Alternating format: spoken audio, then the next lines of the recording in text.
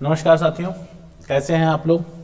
परीक्षाएं चल रही हैं और जो लोग परीक्षा दे चुके हैं वो यूपीपी के लिए तैयार हो जाएं। यूपीपी की भी वैकेंसी जल्द आने वाली है। और जो लोग अभी जीडी अपीयर होने वाले हैं, जो जीडी का अपीयर होंगे, अगला अभी एग्जाम्स देने बाकी हैं, शेष हैं, उनके लिए हम आज फिर जो आज एग्जाम हुए हैं उनके रिव्यू के बेसिस पर टॉप 20 क्वेश्चन सेलेक्ट करके लाए हैं, जो उनको आगे के एग्जाम्स में, आगे के शिफ्ट के पेपर्स में बहुत फ्रूटफुल होने वाले हैं, बहुत लाभकारी होने वाले हैं। और आप उन सवालों के आधार पर यदि उसको सॉल्व करके जाते हैं तो निश्चित रूप से मेरा टारगेट है कि आप 20 आउट ऑफ 20 मैथ्स का क्वेश्चन कर पाइए। जो पूरी समस्या आ रही है इस समय जीडी के पेपर में, वो ये नहीं आ रही है कि पेपर कठिन है। पेपर को करने का जो टाइम मैनेजमेंट है, वो टाइम लोगों को शॉर्ट पड़ रहा है। तो इसके लिए बहुत जरूरी है कि आप मैथमेटिक्स के क्वेश्चंस की प्रैक्टिस करके जाए, क्योंकि सबसे ज्यादा टाइम किल मैथमेटिक्स के सेक्शन में ही होना है। तो मैथमेटिक्स के सेक्शन में टाइम किल ना हो, इसलिए बहुत जरूरी है कि आप अच्छी से अच्छी प्रैक्टिस करके जाइए। और उस प्रैक्टिस के लिए हम रोज आपके लिए 20 सवाल लेके आते हैं। आप हमारे साथ बने रहिए। जीडी के पूरे पेपर होने तक हम 20 सवालों की सीरीज ऐसे ही जो करंट पैटर्न आते रहेंगे, जिस हिसाब से पैटर्न चेंज होता रहेगा, उसके हिसाब से सवालों को लेके आते रहेंगे। तो स्टार्ट करते हैं। आज पहला सवाल कह रहा है, देखिए क्वेश्चंस को मैं आपके लिए बहुत पढ़ भी देता हूं, इसलिए कि थोड़ा सा हैंड रिटन क्वेश्चंस हैं तो ब्लर आ जाता है, कभी क्वेश्चंस नहीं पढ़ने में आता है, तो इसलिए जरा सा ध्यान से हमको सुनेंगे तो आपको क्वेश्चन समझ में आएगा।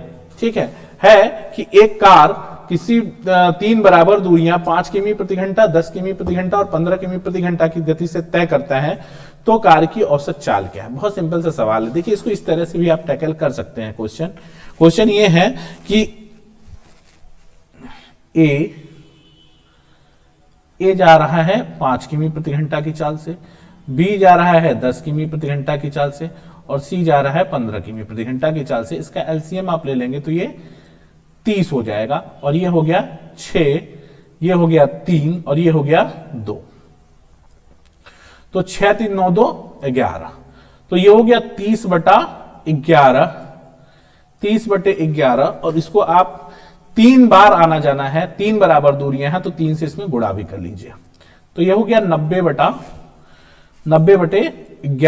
और 90/11 का मतलब हो गया 8 11 88, 11 सही 8 सही 2/11 किलोमीटर औसत गति प्रति घंटा। बात समझ पा रहे हैं? ये टाइम एंड वर्क का कॉन्सेप्ट है, याद है ना।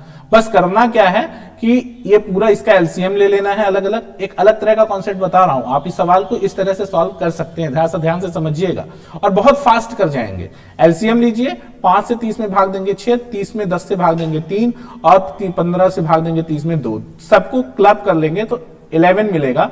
इस 30/11 और चूंकि 3 दूरियां हैं, चाले 3 दूरियां 3 बराबर दूरियां हैं तो 3 से गुणा कर लेंगे।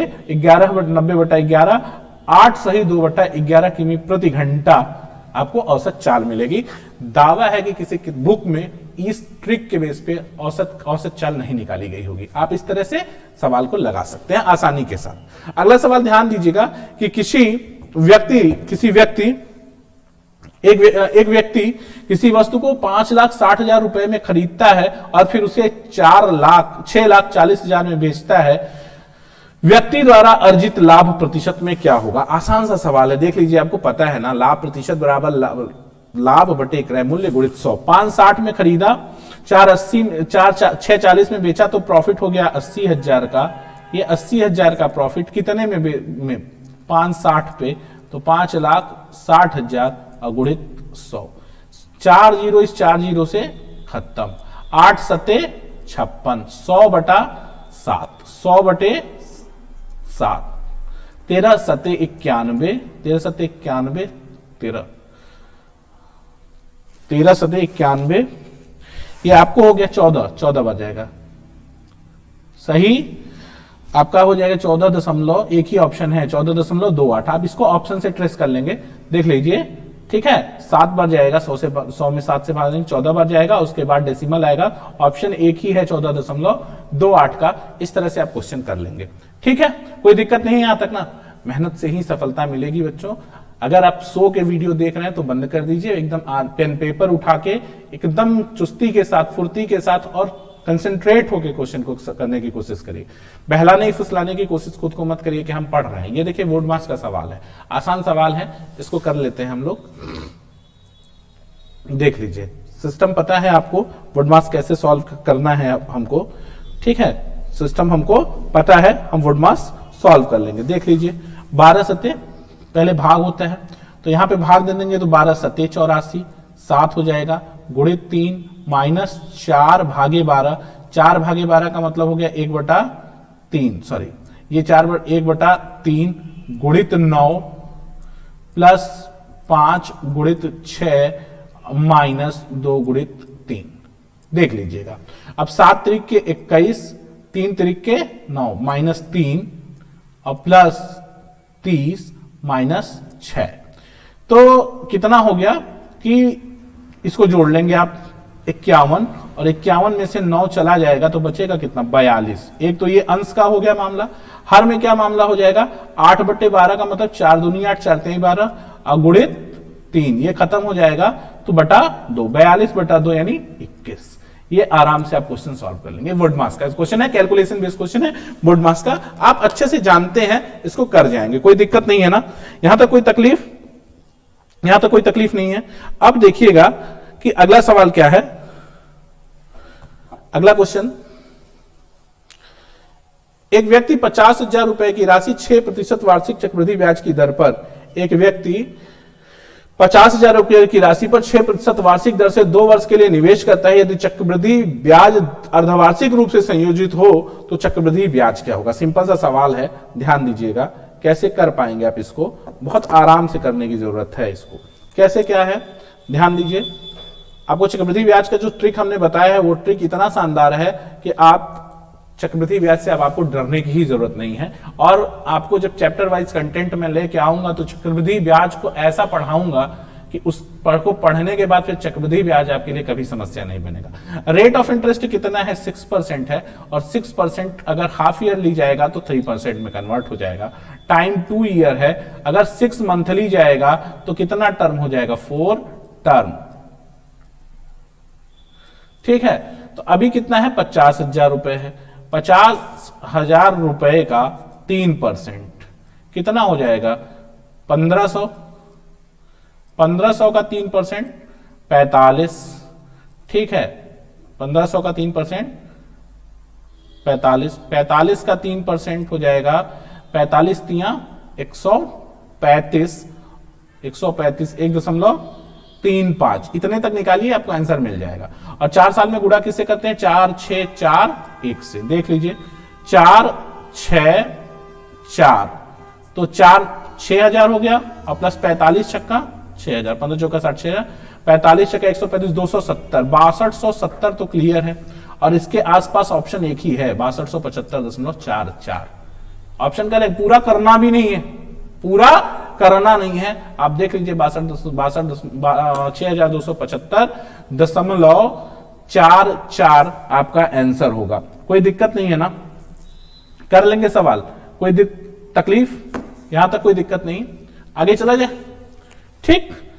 मेहनत करो बच्चों, मेहनत से ही सफलता मिलनी है, बिना मेहनत के कुछ होना नहीं है, किस्मत से नौकरी नहीं मिलनी है, ठीक है। तो 627.44 उसका आंसर हो गया था। अगला सवाल है कि 200 में कितने प्रतिशत की कमी करनी होगी कि परिणाम 150 प्राप्त हो। कितना कम हुआ, परिणाम 150 है तो 200 में कितना कम किया तो 150 है, 50 कम किया, और 50 200 में कम किया तो 100 में कितना कम किया 25 कम किया, कितना परसेंट हो गया 25%, बिना पेन पेपर क्वेश्चन, ठीक।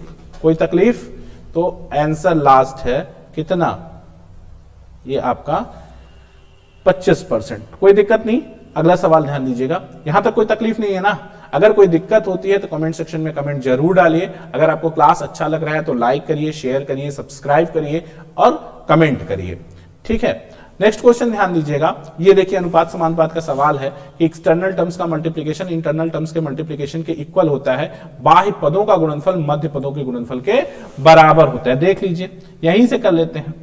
ये क्या करना है भाई, 3 का 75 में गुणा हो जाएगा और 5 का x में गुणा हो जाएगा, तो 5x बराबर हो जाएगा, 5x बराबर हो जाएगा 3 गुणित 75, और 5 से 15 को काट देंगे 3 बार, सॉरी 3 गुणित 5 x हो गया ये, और 3 गुणित 75 है, सॉरी 5 से काटेंगे ये तो 15 बार कटेगा, और 15 तिया x बराबर 45, 15 तिया 45। क्लियर है?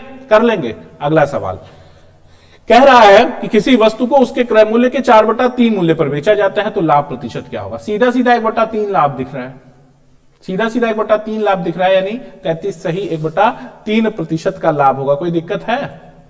कोई दिक्कत है भाई? नहीं है ना। कह रहा है कि किसी वस्तु का क्रय को उसके क्रय मूल्य के 4/3 पर बेचा जाता है। 4/3 पे बेचने का मतलब क्या है?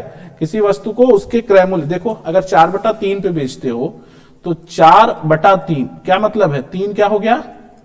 सीपी हो गया, और 4 क्या हो गया? एसपी हो गया। तो प्रॉफिट परसेंट क्या होता है? अरे profit percent is equal to profit, 3 का खरीदा 4 में बेचा 1/CP 3 गुणित 100 बराबर 33/1/3%। एक तो ये हो गया। दूसरा आपको कुछ करना ही नहीं था ना, ये 4/3 था। 4/3 का मतलब क्या होता है? 133.33%, यानी 100 से ऊपर जितना भी है वो आपका प्रॉफिट है, तो 33 सही 1/3% आपका लाभ होगा। कोई दिक्कत नहीं है ना, यहां तक कोई दिक्कत? ठीक है, आप बहुत मन से पढ़िए। हम आपके को हर तरह की हर संभव मदद के लिए और आपको अपने चैनल पर वो सारा कंटेंट प्रोवाइड करेंगे जो आपको सफलता में मदद करेगा। अगला सवाल ध्यान दीजिएगा कि दो संख्याओं का गुणनफल 6750 है तथा एलसीएम 450 है।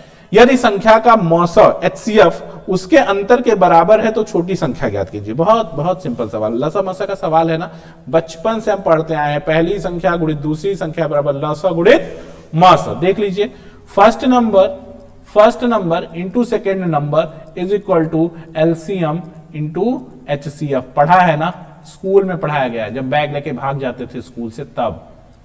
ठीक है, और यह क्या कह रहा है कि संख्याओं का गुणनफल 6750 है, एलसीएम 450 है, तो HCF क्या होगा? तो HCF हो जाएगा, यहां से काट लीजिए इसको, HCF हो जाएगा 45 × 45 और 45 × 45 कितना बच गया? 45 से ये 15 हो जाएगा, HCF 15 आ जाएगा। तो अब आप संख्या मान सकते हैं कि संख्या क्या है। जब HCF पता है तो संख्या आप मान सकते हैं कि संख्या 15A और 15B है, और 15A और 15B का एलसीएम कितना हो जाएगा? 15AB। इसका एलसीएम की अगर हम बात कर लें तो ये बराबर हो जाएगा 15AB, और 15AB आपको पता है 15AB कितना दे रहा है? 450, यानी AB कितना हो गया? A इंटू B कितना हो गया? 30 हो गया। या यूं कह सकते हैं आप कि 5 × 30, A अगर 5 है तो B 6 है। ठीक, और संख्या क्या माने हुए हैं आप? 15A 15B, तो 15 × 5 = 75 एक संख्या हो जाएगी, और 15 × 6 = 90 दूसरी संख्या हो जाएगी, और छोटी संख्या पूछ रहा है तो आंसर अपना 75 हो जाएगा। ध्यान दीजिएगा 90 भी ऑप्शन में है, भिड़ा के मत आ जाइएगा कि हाँ 90 भिड़ा दिए, हाँ सर सही है सही है सही है, पता चला चलेगा आंसर किया या तो गलत। ठीक ना, आगे देखें। हो जाता है कभी कभी एग्जाम में इन सब चीज गलतियों को अवॉइड करना चाहिए, क्योंकि एक तो आता हुआ क्वेश्चन गलत हो जाता है तो फिर बहुत दिक्कत होती है। ठीक है, अगला सवाल है, यदि किसी घन का विकर्ण 6√3 है तो घन का आयतन ज्ञात कीजिए। घन का आयतन ज्ञात कीजिए। तो घन का विकर्ण क्या होता है? a√3। घन का विकर्ण होता है a√3। तो a√3 = 6√3, a से कैंसिल हो गया, a = 6 हो गया। आयतन पता है ना, घन है तो a³, 6 का क्यूब 216। कितना आ गया आपको? डी ऑप्शन सही हो गया। कोई दिक्कत कोई तकलीफ नहीं ना, सही है, कर लोगे। अगला क्वेश्चन ध्यान दीजिएगा। एक बेईमान दुकानदार चीनी को 18 रुपए प्रति किलोग्राम में बेचता है, जिसे उसने 15 रुपए प्रति किलोग्राम में खरीदा था, और वह 1000 ग्राम के स्थान पे 800 ग्राम का बाट प्रयोग करता है। उसका वास्तविक लाभ प्रतिशत ज्ञात कीजिए। सिंपल सा सवाल है, दो तरह से लाभ मिल रहा है उसको, और दोहरे लाभ का सवाल कैसे लगाते हैं ये हम आपको बता देते हैं। ठीक है, ये जो सब चीजें हैं, ये जिन मेथड से मैं क्वेश्चन सॉल्व कर रहा हूं, ये सारा मेथड आपको जब चैप्टर वाइज कंटेंट हम 26 जनवरी से लेके आने वाले हैं और लेके आएंगे, तो एक एक चैप्टर में एक एक चीज की बहुत बारीकी से बात होगी और बहुत एक्सप्लेन वे में आपको एक्सप्लेन करते हुए क्वेश्चन को सॉल्व करूंगा। ठीक है, पहला क्या रेट है भैया, 18 में बेच दिया, 15 में खरीदा, तो लाभ हो गया 18 माइनस 15 गुणित 18 माइनस 15 बटा 15 गुणित 100। तो यहीं से कितना हो गया, इसको 3 बटा 15 गुणित 100, ये बराबर हो गया 20%। एक दूसरा कह रहा है, एक तो प्रॉफिट यहां से ले लिया रेट से, ये प्रॉफिट कहां से मिल रहा है, उसको रेट से मिल रहा है। अब उसको दूसरा प्रॉफिट कहां से मिल रहा है, वेट से, वेट से मिल रहा है। वेट से क्या प्रॉफिट मिल रहा है भाई, वेट से उसको प्रॉफिट मिल रहा है कि 1000 ग्राम की जगह पे कितना ग्राम दे रहा है, 800 ग्राम, तो प्रॉफिट 800 ग्राम दे रहा है, तो यहां से कितना ग्राम का प्रॉफिट हो गया, 200 ग्राम, तो 200 बटा 800, 200 बटा 800 गुणित 100, यानी ये कट जाएगा और 8 हो तो कितना, 20 का 25 अट्ठा 200, यहां से उसको 25% का प्रॉफिट हो गया और ये प्रॉफिट है वेट से, वेट से। अब ये 2 नंबर का प्रॉफिट हो गया। दूसरा प्रॉफिट, दोनों को मर्ज कर दीजिए, तो आपके पास फार्मूला है दोनों प्रॉफिट मर्ज करने का, x plus y plus x y by 100। कोई दिक्कत, तो क्या हो गया 20 प्लस 25 प्लस 20 गुणित 25 बटा 100। इसको जब आप सॉल्व कर लेंगे तो 25 20 45 और 45 5 50% आ जाएगा। आपको कितना प्रॉफिट हो जाएगा, 50%। कोई दिक्कत है, कोई दिक्कत हो तो बताइए। यहां तक कोई दिक्कत नहीं है ना। इस तरह से आप आराम से एक एक क्वेश्चन आप सॉल्व करते जाएंगे और आपको कोई भी दिक्कत नहीं होने वाली है। ठीक है, कोई भी दिक्कत नहीं होनी है। और अब हम अगले सवाल की ओर बढ़ते हैं। अगले सवाल की ओर बढ़ते हैं। नेक्स्ट क्वेश्चन कह रहा है कि किसी बेलन का व्यास 14 सेमी है, किसी बेलन का व्यास 14 सेमी है, किसी बेलन का व्यास 14 सेमी है और उसके वक्र पृष्ठ का क्षेत्रफल 220 वर्ग सेमी है, तो बेलन का आयतन ज्ञात कीजिए। ठीक है, तो बेलन का आयतन ज्ञात कीजिए। बहुत आसान सवाल है। मैं बार बार आपसे कह रहा हूं कि मेंसुरेशन के फार्मूला बेस्ड क्वेश्चन का रिवीजन करके जाइए, आपको निश्चित रूप से 2 सवाल एग्जाम में मिल जाएंगे। ठीक है, एकदम सिंपल फार्मूला पे क्वेश्चन है, दिख रहा है ना। यदि किसी बेलन का व्यास 14 सेमी है और उसका वक्र पृष्ठ का क्षेत्रफल 220 वर्ग सेमी है, तो बेलन का आयतन ज्ञात कीजिए। सिंपल सा सवाल है, ध्यान दीजिए। एकदम फार्मूला बेस्ड क्वेश्चन है। मेंसुरेशन का सारा क्वेश्चन जो अभी एग्जाम में आ रहा है वो सब फार्मूला बेस्ड क्वेश्चन है। तो क्या कह रहा है आपसे, देखो कि आपको दे रहा है कि वक्र पृष्ठ कितना है, 2 पाई आर एच बराबर 220। तो 220 तो 2 गुणित 22 बटा 7 गुणित आर 7 और गुणित एच पूछ रहा है बराबर 220 है। ये कितनी बार कट गया, इससे 10 बार कट जाएगा और ये 7 7 से कट जाएगा, ये 5 हो जाएगा, तो h बराबर 5 आ गया। कोई दिक्कत नहीं है। अब आयतन निकाल लेते हैं। v बराबर क्या हो गया, पाई आर स्क्वायर एच, तो 22 बटा 7, आर स्क्वायर कितना हो गया 7 इंटू 7 इंटू 5, खत्म। ठीक है, तो 22 पच्चीस 110, 11 सतह 77, 770 वर्ग सेमी क्यूब इसका आयतन हो गया। यहां तक कोई दिक्कत नहीं है ना दोस्तों, यहां तक कोई दिक्कत नहीं है। पेन पेपर लेके बैठ के सारा क्वेश्चन सॉल्व करिए मेरे साथ। ठीक है, समय मत बर्बाद करिए। एग्जाम है आपका और आपके एग्जाम के लिए हम लोग बहुत मेहनत कर रहे हैं, आप भी मेहनत कर रहे हैं। कह रहा है कि 10, 12 और 15 का चतुर्थानुपाती क्या होगा। पता ही है आपको चतुर्थानुपाती का फॉर्मूला BC अपॉन A। तो BC मान लेते हैं, ये A है, ये B है, ये C है, तो BC अपॉन, तो 12 गुणित 15 बटा 10, 5 तिहाई 15, 5 दूनी 10, 2 छक्के 12, 6 त्रिक 18। ठीक है, ये क्लियर है। अगला सवाल ध्यान दीजिएगा, बहुत अच्छा सवाल है कि 2 वर्ष के CI और SI का अंतर 224 रुपए है। 2 वर्ष के CI और SI का अंतर, 2 वर्ष के CI और SI का अंतर 224 रुपए है। यदि दर 20% है तो मूलधन ज्ञात कीजिए। तो सिंपल सा सवाल है ना, 20% है। मैं आपको ऐसे ही बता देता हूं, सिंपल सवाल कैसे हो पाएगा 20%। बहुत सारे तरीके हैं क्वेश्चन करने के, ठीक है ना, 1-2 तरीके नहीं है। आप आपको सब कुछ जानने की जरूरत है। जैसे एक तो सिंपल सा तरीका है भाई कि आप इसको कर लो, आर पता है, जो मैंने आपको मेथड पढ़ाया कि आर इज इक्वल टू अगर 20% है तो 20% का मतलब कितना हो गया 1/5। 2 साल का मामला है तो इसका स्क्वायर कर देंगे तो 25 क्या हो जाएगा, मूलधन हो जाएगा। अब ये मूलधन है 25, तो 25 का 1/5 कितना हो गया 5, और 5 का 1/5 1। ठीक, चक्रवृद्धि ब्याज और साधारण ब्याज का अंतर निकालना है तो 2 1 से गुणा होता है, ये टर्म्स जीरो कर दीजिए, ये टर्म जीरो कर दीजिए, तो यहां पे ये जीरो हो जाएगा और ये 1, तो 1 × 1 1, और ये बराबर है 200, 1 बराबर है कितने के 224 के। तो मूलधन 25 बराबर 25 चौका 100, 10 25 दूनी 50, 10 60 6, और 25 दूनी 50 6 5600, मूलधन 5600 आ जाएगा। एक तो ये तरीका था, आराम से कर लेंगे आप। ये कंपाउंड इंटरेस्ट सॉल्व करने का रॉकेट मेथड है, इससे बेहतरीन कोई तरीका नहीं है कंपाउंड इंटरेस्ट निकालने का। अच्छा खैर, एक फॉर्मूला आपके पास है वो वाला क्या, D is equal to p r by 100 का स्क्वायर, ये भी फॉर्मूला है, आप इससे भी कर सकते हो। D224 हो गया, 224 इज इक्वल टू, अब ये देखिए ये दूसरा मेथड मैं बता रहा हूं आपको, ये यहां से ये दूसरा मेथड है, और ये P पूछ रहा है R कितना है 20%, 20/100 यानी 1/5, यानी 1/5 का स्क्वायर यानी 1/25, फिर वही आ जाएगा P इज इक्वल टू 224 × 25 5600। दूसरा तरीका। तीसरा तरीका समझ लीजिए इस सवाल को करने का क्या हो सकता है, जो समझ में आया यार उससे करना, एग्जाम में छोड़ के नहीं आना, छोड़ के नहीं आना भाई, छोड़ के नहीं आना है।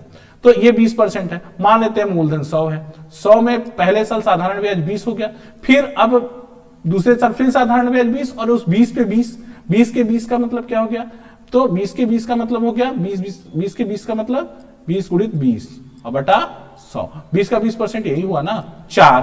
अब 4 बराबर हो जाएगा आपका, 4 बराबर 224, तो 1 बराबर हो जाएगा 5 और 4 6 24 56, तो 100 बराबर 5600। एक दूसरा मेथड, तीसरा ये मेथड हो गया। तीसरा मेथड अगर कंफ्यूजन है तो आप फिर से समझ लो, कह रहे हैं कि भाई मान लो 100 रुपया मूलधन है, पहले साल साधारण ब्याज 20 रुपया, दूसरे साल ये 100 + 20, 100 पे तो फिर 20 रुपया मिलेगा, और प्लस अगले 20 पर कितना मिल जाएगा, 20 का 20 मतलब 4 रुपया मिल जाएगा। ये दोनों क्या है, ये साधारण ब्याज है, चक्रवृद्धि ब्याज का तो अंतर निकालोगे तो यही 4 आएगा, और ये 4 बराबर है किसके 224 के, तो 1 इज इक्वल टू कितना होगा 56 होगा, तो 1 बराबर 56 है, तो मूलधन 100 माने थे तो कितना हो गया 5600। किसी भी तरीके से करो, सवाल करके आना, छोड़ के नहीं आना, छोड़ के नहीं आना है, सेलेक्ट होना है, ठीक है, इस बार सेलेक्ट होना है, चाहे जैसे, बहुत तैयारी कर लिया। यदि एक 50 लीटर के मिश्रण में दूध और पानी का अनुपात 3:2 है, तो इसमें पानी की कितनी मात्रा मिलाई जाए कि अनुपात 1:2 हो जाए। आसान सवाल है, इसको तो आप कैसे भी कर लोगे, चाहे जैसे ना कर लोगे ना भाई। देखो ये 50 है दोस्त, 50 लीटर का मामला है, ये 50 लीटर है, इसमें दूध और पानी की क्या स्थिति है, ये मिल्क है और ये वाटर है। मिल्क वाटर 3 2 5 10, ये 30 लीटर दूध है और 20 लीटर पानी है। कह रहा है कि इसमें कितना पानी मिलाया जाए, पानी मिलाया जाए, दूध नहीं मिलाना है, तो दूध 0, ये 30 आ जाए। इसमें कितना पानी मिलाया जाए कि अनुपात 1:2 हो जाए, यानी दूध 1 रहे तो ये पानी 2 हो जाए, तो 1 का वैल्यू कितना है 30, तो 2 का वैल्यू कितना होना चाहिए यहाँ पे 60, और 60 अभी है पानी कितना 20, तो अभी कितना पानी मिलाना पड़ेगा 40 पानी और मिला दोगे तो ये 60 हो जाएगा। ठीक है, पानी इसमें कितना पानी मिलाया जाए कि अनुपात 1:2 हो जाए, 40 लीटर पानी और मिलाना पड़ेगा। सिंपल, फिर से बता दूं, नहीं समझ आई बात। 50 लीटर था यार तुम्हारे पास, तो 50 लीटर में दूध पानी 3:2 के अनुपात में, तो दूध 30 हुआ, पानी 20 हुआ।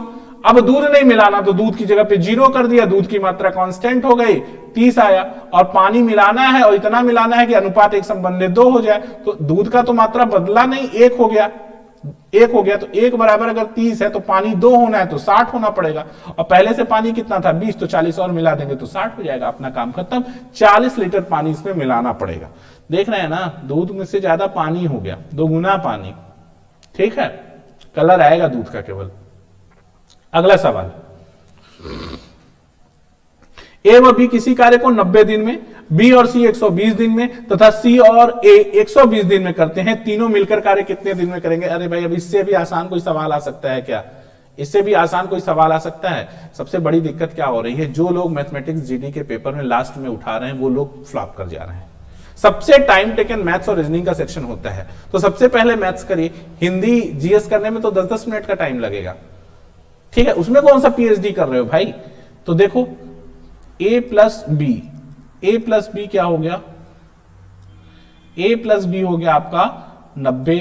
बी प्लस सी कितना है दोस्त? बी प्लस सी दे रहा है 120, 90 120, और सी प्लस ए भी 120, सॉरी 120 है कि 180, थोड़ा चेक कर लेता हूं, सही कर लेता हूं क्वेश्चन, ठीक है, क्वेश्चन को सही कर लेता हूं। क्वेश्चन 180 होगा मुझे लगता है, क्वेश्चन 120 ही है, कोई बात नहीं, 120 ही, ठीक है। A plus B plus C plus A B 120 है, तो यार एलसीएम 360, 9 चौके 36, 12 तिहाई 36, तो 4 3 7 3 10, यानी अगर सब लोगों को काम पूरा करना हो तो 360/10 यानी 36 दिन में काम पूरा कर देगा कौन? ए बी बी सी सी ए, यानी 6 लोग मिलके, यानी कौन? 2 ए 2 ठो ए 2 ठो बी और 2 ठो सी, यानी कुल 6 लोग मिलेंगे तो काम 36 दिन में पूरा होगा। अगर ए बी सी को करना हो तो काम कितने दिन में पूरा होगा? 72 दिन में। 6 लोग 36 दिन में तो 3 लोग 72 दिन में। कोई दिक्कत हो तो बताओ भाई। आ गया बात? यहां तक बात में कोई दिक्कत है? कोई दिक्कत नहीं ना? आगे चलूं? अगला सवाल ध्यान दीजिएगा कि एक नाव धारा के प्रतिकूल 15 किमी की दूरी 5 घंटे में, वेरी गुड, और धारा के अनुकूल 42 किमी की दूरी 6 घंटे में तय करती है। धारा की गति ज्ञात कीजिए। यार ऐसा सवाल अगर आ रहा है और अगर छोड़ के आ रहे हो ना तो समझ लो यार बड़ा बुरा हाल है। ऐसा सब सवाल नहीं छोड़ना है। कह रहा है कि धारा के प्रतिकूल धारा के प्रतिकूल क्या मतलब हो गया? धारा के प्रतिकूल चाल क्या हो गई? दूरी बटा समय, यानी 3 किलोमीटर प्रति घंटा, और धारा के अनुकूल चाल हो गए 42/6 यानी 7 किमी प्रति घंटा। अगर नाव की चाल निकालनी हो तो दोनों को जोड़ के 2 से भाग दे देंगे, 10/2 ये 5 नाव की चाल आएगी, और धारा की चाल निकालनी हो तो दोनों का अंतर कर लेंगे, 4/2 2 ये धारा की चाल आएगी। कोई दिक्कत है? पता है ना कि अगर धारा के विपरीत चाल पता चल जाए, धारा के अनुकूल चाल पता चल जाए तो दोनों को जोड़ के 2 से भाग दे देंगे तो शांत जल में नाव की चाल आ जाती है, और दोनों को घटा के दोनों के अंतर में 2 से भाग दे देते हैं तो धारा की चाल आ जाती है। क्लियर भाई? Concept clear? ठीक। अगला सवाल, राम पीडब्ल्यूडी के चुनाव में कुल मतों का 64% वोट प्राप्त करता है और 5628 वोटों से चुनाव जीत जाता है, तो कुल मत ज्ञात कीजिए। भैया क्या यार, वैसा हलवा टाइप का सवाल है और कोई कह रहा है कि मेरा छूट जा रहा है, तो कहीं ना कहीं मिसमैनेजमेंट है टाइम का। देखिए 64% चुनाव कहां गया? ये 64% पाया, तो एक अगर कोई राम है तो राम ने 64% वोट पाए, तो उसका कंपटीटर कितना पाया होगा? 36%, और ये बराबर अंतर कितना हो गया? 64 और 36 का अंतर 14 में से 6 गया 8 और 5 2 28%। 28% बराबर कितना हो गया? तो ये जो है ना, ये 28% वोट से जीता, और ये 28% बराबर है 56 28, तो ये हो गया 56 28, तो 1% बराबर 56 दूना 28 201, 28 का 28 2 0 28 2 56, तो 100% हो जाएगा आपका 20,100। 20,100। कोई दिक्कत नहीं है ना? यहां तक कोई तकलीफ हो, कोई दिक्कत हो तो बताइए। अगला सवाल ध्यान दीजिएगा। अगला बहुत अच्छा सा सवाल है, औसत का सवाल है। यदि 9 संख्याओं का औसत 35 और शुरू की 5 संख्याओं का औसत 33 है तथा अंतिम 5 संख्याओं का औसत 37 है, तो 5वीं संख्या बताइए। बता दूं? सुपर ट्रिक, कुछ करना ही नहीं। इससे आसान आज तक आपने इस सवाल को कभी लगाया नहीं होगा, दावा करता हूं। इससे आसान तरीके से आपने कभी लगाया नहीं होगा। देखो भैया, ये 9 संख्याएं हैं, इनका औसत 35 है, ये बेस एवरेज है 35। फर्स्ट 5 का एवरेज कितना है? फर्स्ट 5 का एवरेज 33 है और नेक्स्ट 5 का एवरेज 37 है। कोई तकलीफ है? ये क्या हो गया? इससे 2 कम, इससे 2 कम है ना, तो यहां पे 5 दूनी 10, यानी ये -10 हो गया। और ये कितना ज्यादा है? +2, तो यानी 5 दूनी 10 +10, और इस सबको जोड़ दो, ये 10 + 10 -10 खत्म, संख्या क्या आ गई? 35। पांचवी संख्या क्या है? पांचवी संख्या 35 है। कोई तकलीफ है? बस सिंपल। नहीं समझे? अरे भाई ये क्या हो गया? ये बेस एवरेज होता है और इस बेस एवरेज से जो टोटल का एवरेज है वो बेस एवरेज है। इस बेस एवरेज से इसका एवरेज 2 कम है, यानी टोटल में -10 है, और इसमें यहां पे +2 ज्यादा है, टोटल में +2 है। अब इस तीनों को जोड़ दीजिए तो +10 -10 कैंसिल, 35 ही बचेगा, यानी पांचवी संख्या 35 ही है। ठीक है? नहीं लगाया था क्या कभी ऐसे? ठीक, कर लेना। अगला सवाल है, 2 सवाल हो गए क्या?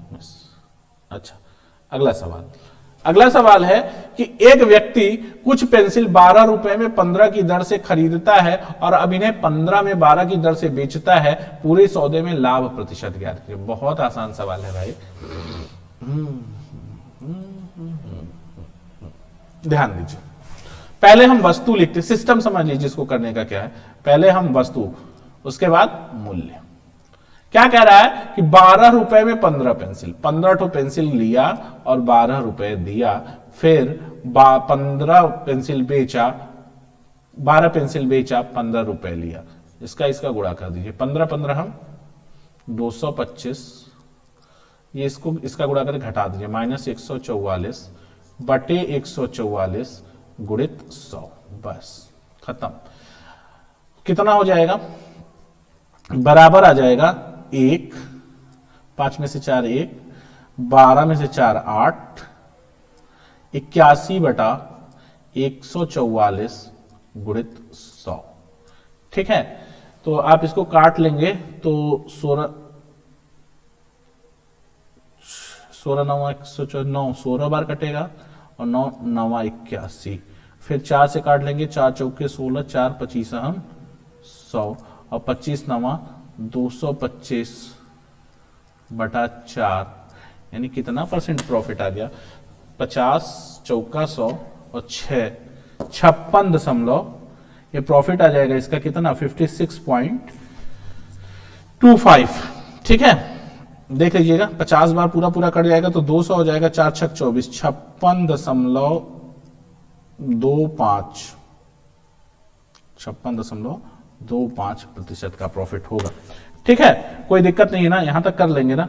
56 सही 2/5%। ठीक, कोई दिक्कत? इस तरह से आप इस सवाल को कर पाएंगे। अगला सवाल ध्यान दीजिएगा। अगला सवाल है कि एक वृत्ताकार पथ पर 2 धावक विपरीत दिशाओं में क्रमशः 9 मीटर प्रति सेकंड और 6 मीटर प्रति सेकंड की गति से दौड़ना आरंभ करते हैं। यदि पथ की का परिमाप 1800 मीटर है तो दोनों वृत्त कितने समय बाद मिलेंगे? समझिए, 2 धावक हैं, एक वृत्ताकार पथ पर दौड़ते हैं और एक दूसरे की ओर दौड़ते हैं, विपरीत दिशाओं में दौड़ते हैं, तो कितने देर बाद वो एक दूसरे से मिल लेंगे? कुछ नहीं करना है ना, सीधा सा सिंपल क्या करना है, इसका लौसा ले लेना है और लौसा लेके भाग दे देना है। देखिए 9 6 15 है, सॉरी, हाँ ठीक, सॉरी, लौसा नहीं लेना है। इसको क्या करना है, विपरीत दिशाओं में दौड़ रहे हैं तो क्या है, चालों का योग हो जाता है ना, और दूरी कितनी है, तो समय पूछ रहा है, समय बराबर दूरी बटा चाल।